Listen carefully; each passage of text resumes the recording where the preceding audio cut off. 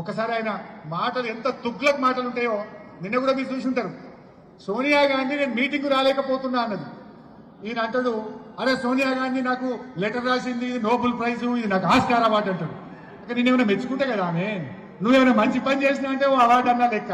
నేను మీటింగ్కి వస్తలేను రాబాయ్ అంటే నాకు ఆస్కార్ అవార్డు వచ్చింది అంటాడు. ఇక ఎంత తుగ్లక్ మాటలో ఒక్కసారి చూద్దాం, మంచిగా చూడండి. నరేంద్ర మోడీ గారు ప్రాతినిధ్యం వహిస్తున్న రాష్ట్రం మహారాష్ట్ర. అంతకర్లో ఏపీసీను లొకేషన్ ప్రకాశం గోదావరి బేసినే కదా, గోదావరి బేసినే కదా, గోదావరి బేసిన్ ఏమడిగి నిన్న దేవాదిలో ఏ బేసిన్లు ఉంది అంటాడు. ఎవడన్నా స్కూల్కి పోయి పొరగానే అడిగితే తెలంగాణలో చెప్తాడు గోదావరిలే. యాడుంటది దేవాదుల ప్రాజెక్టు? వరంగల్ జిల్లాలో ఉంటుంది. వరంగల్ జిల్లా ఏ బేసిన్లు ఉంటుంది? గోదావరిలో ఉంటుంది. ఈయన రాష్ట్రానికి ముఖ్యమంత్రి 20 నెలలు అయింది. రివ్యూ మీటింగ్ లో ఆఫీసర్ అడుగుతాడు గోదావరి ఏ బేసిన్లు ఉంటుంది, బంకచర్ల యాడు ఉన్నది అంటే ఈయనకి ఏ పార్టీ చిత్తశుద్ధి ఉన్నది అంటే బాసాన్ల గురించి తెలుసు తప్ప బేసిన్ల గురించి తెలియదు రేవంత్ రెడ్డికి. బేసిక్స్ తెలియదు రేవంత్ రెడ్డికి, బేసిక్స్ కూడా తెలియదు.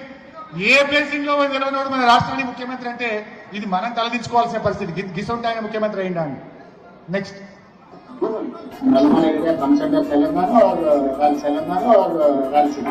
కందులు పెసర్లు అంటే మిలెట్సే కదా, కందులు పెసర్లు అంటే మిలెట్సే కదా. గతంలో మెడికల్ ట్రీట్మెంట్ లేనప్పుడు ఎవరికైనా లెప్రసీ వస్తే వాళ్ళ కుటుంబ సభ్యులను ఇక్కడ తీసుకొచ్చి వికారాబాద్ లో వదిలేస్తే 2-3 నెలల తర్వాత వాళ్ళని మళ్ళీ తీసుకెళ్తే వాళ్ళు TB ITE information technology education, ITE information technology education సంబంధించి ఇదే విధంగా అమెజాన్ వెబ్ సిరీస్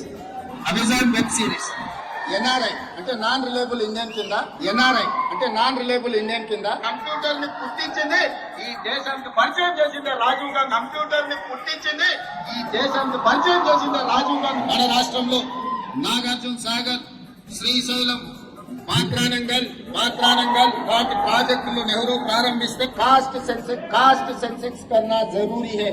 ఏదైనా జమినీ ఎన్నికల్ని ఇది నరసింహరావుకి దేశ ప్రధానమంత్రి కదా. మనం ఏది కావాలన్నా కోటికో ఆఫీస్కో పోయేది కొనుక్కోవాలంటే ఇవాళ అదే దిల్చున్నారులో విమానం కావాలన్నా కొనుక్కునే పరిస్థితులు వచ్చినాయి.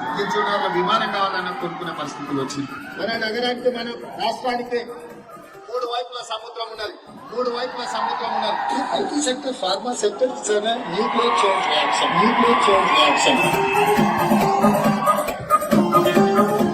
ఎవరైనా పిల్లలు అది విని తెలంగాణకు 3 దిక్కుల సముద్రం ఉందంటే ఏమైపోవాలి పిల్లలు? రేవంత్ రెడ్డి చెప్పింది కదా, పరీక్షలు పోయి గిట్ట రాసింది అనుకో ఆగమైపోతారు.